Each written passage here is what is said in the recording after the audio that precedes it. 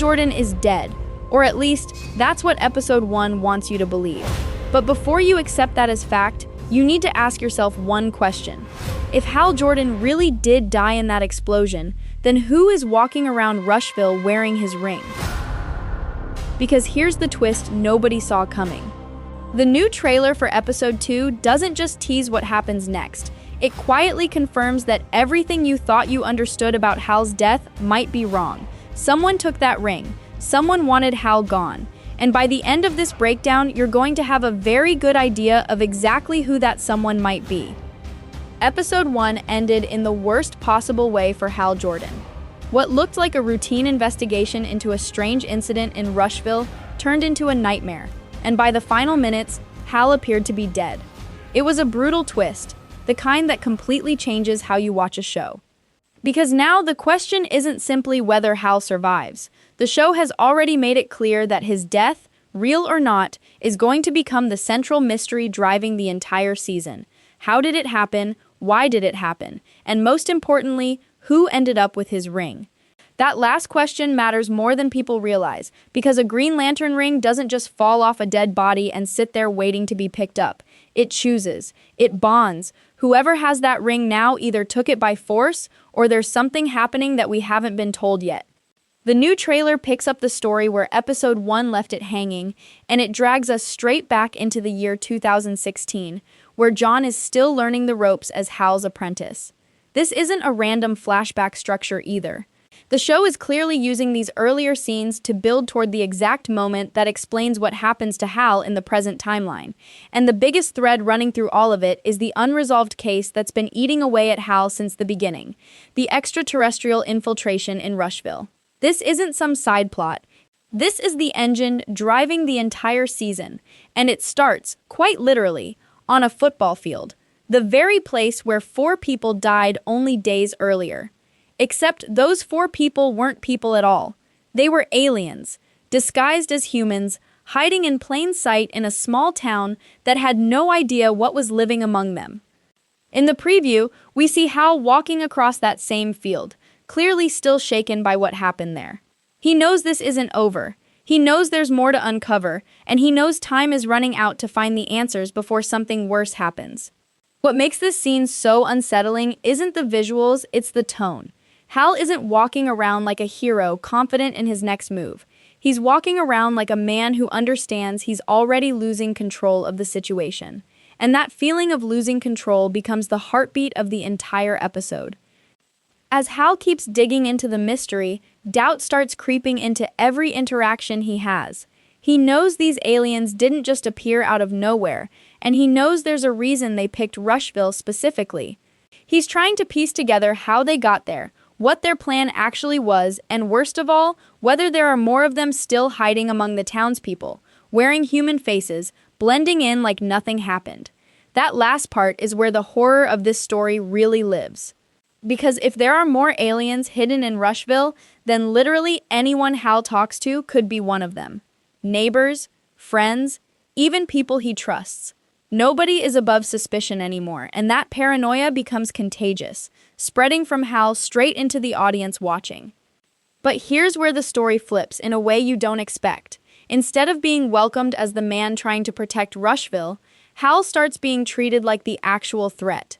The preview shows a town meeting where residents openly discuss the idea of forcing Hal out of town completely. Think about how insane that is. The one person actively trying to save this town from an alien invasion is the same person the town wants gone. But from their point of view, it almost makes sense. Ever since Hal showed up, people have died. Strange incidents keep happening. And the common link connecting all of it back to one name is Hal Jordan. Fear doesn't always point at the real enemy. Sometimes it points at whoever's standing closest when things start falling apart. And right now, that's Hal. The sheriff isn't doing much better. She's caught in the middle of a situation that's spiraling completely out of her control, and in one particularly tense scene from the trailer, she says it feels like everything is about to explode for no reason at all. That line says everything you need to know about where Rushville is heading. This isn't a town on edge because of one bad night. This is a town that's slowly cracking apart from the inside. filled with paranoia, suspicion, and the growing sense that something much bigger than anyone realizes is about to happen. And she's right in the middle of it, trying to hold a community together that's already coming undone. Meanwhile, John's mindset is shifting fast. After everything he's uncovered alongside Hal, he's no longer entertaining simple explanations. This isn't a string of unrelated murders. This isn't some human conspiracy dressed up to look scarier than it is. John is now completely convinced there's an interplanetary criminal hiding somewhere in Rushville, and that conviction changes how he acts for the rest of the episode. He's no longer a student quietly following Hal's lead. He's starting to think for himself, question decisions, and push toward answers on his own terms.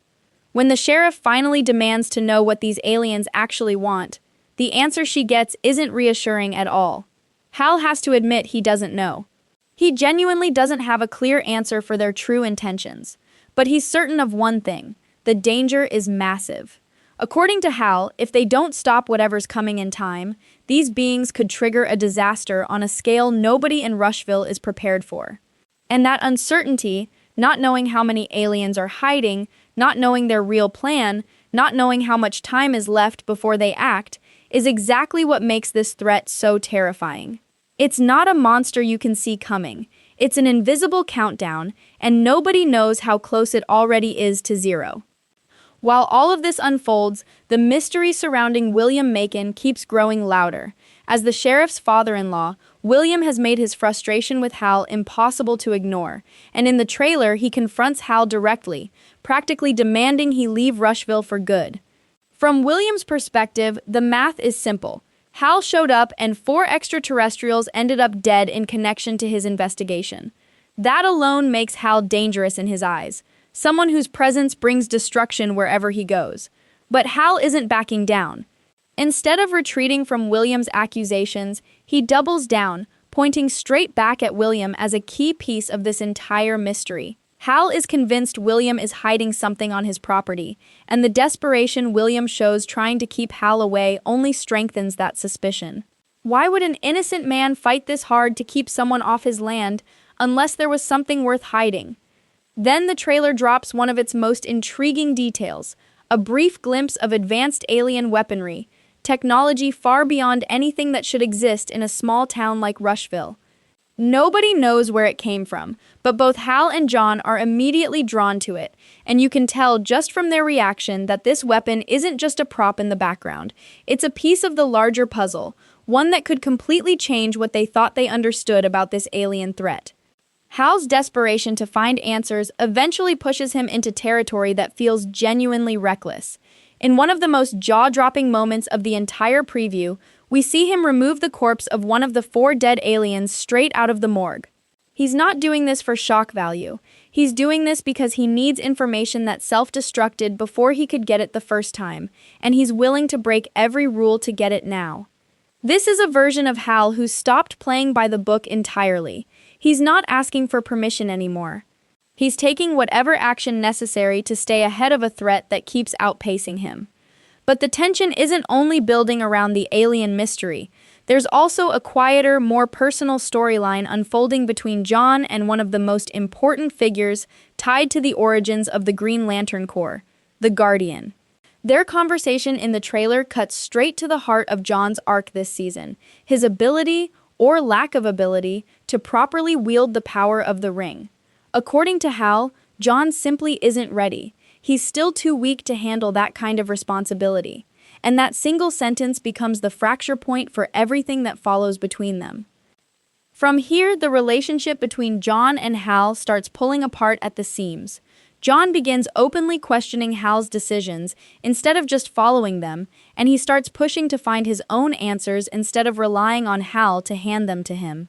There's a hunger building inside John, a desire to actually hold that ring himself, because he believes, deep down, that he could use its power better than Hal ever has. For John, becoming a true Green Lantern isn't about proving loyalty anymore. It's about proving he's capable of protecting people on his own terms.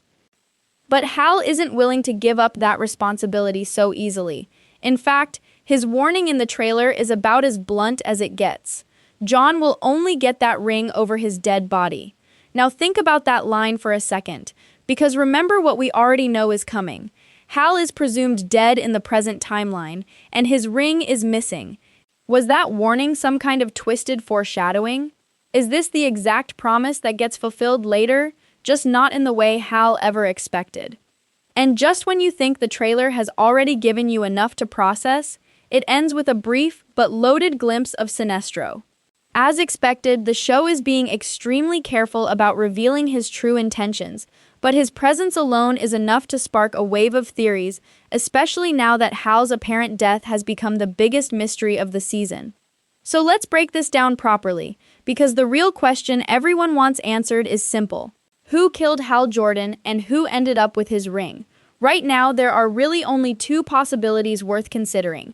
Either someone deliberately killed Hal and took the ring from him by force, or Hal wasn't wearing the ring at the moment of his death, leaving him completely defenseless when it happened.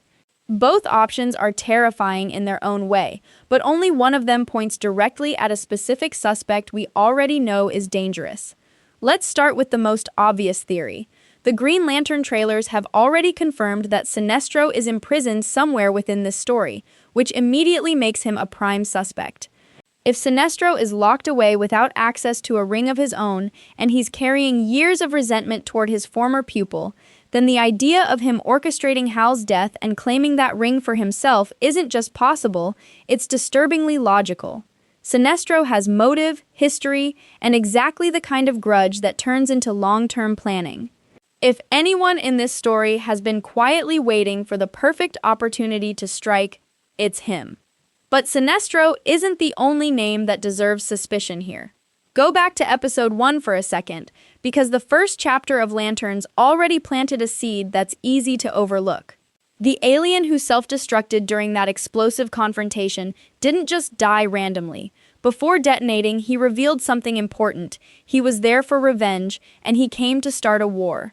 That's not a throwaway line. That's a direct confession of intent from a character willing to die for his cause. When that same alien reveals his true identity and threatens Hal directly, warning him about a device inside his body capable of leveling the entire town, it becomes clear that revenge isn't just a side theme in this story, it's the entire motivation driving these extraterrestrials forward. Hal barely manages to contain that explosion using his ring, saving countless lives in the process, but the blast is still powerful enough to destroy the jail and shake the whole town. That single moment is what finally convinces both John and the sheriff, despite their skepticism, that something far bigger than a normal criminal case is unfolding in Rushville. There really are aliens hiding among them, and revenge is clearly part of their agenda. So here's the theory worth sitting with. What if the events unfolding back in 2016 are the exact setup for what eventually leads to Hal Jordan's death 10 years later?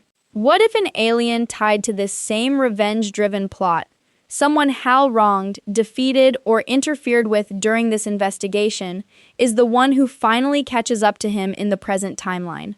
It would explain the motive, it would explain the timing, and it would explain why Hal's death feels less like a random accident and more like the final result of a war that's been quietly building since episode 1.